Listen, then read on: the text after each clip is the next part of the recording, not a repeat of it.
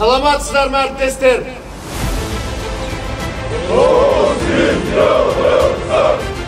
Қазақстан Республикасының мемлекеттік гимні орындалсын.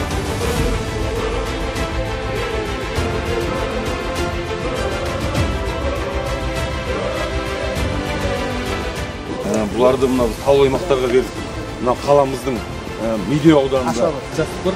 Ол Кеңсай 77, одан кейін Медеу төңірегінің бәрі таулы аймақ. Бұл жақында жеңіл көлік шыға алмайтын болғаннан кейін, тура осындай көліктердің тағы да Бостандық ауданында екен, сосын Наурызбай ауданы мен Алатау ауданында да. Мынандай қысқы таулы аймақтың бәріне ешқандай қиналмай, алды артты тартып шығатын болады.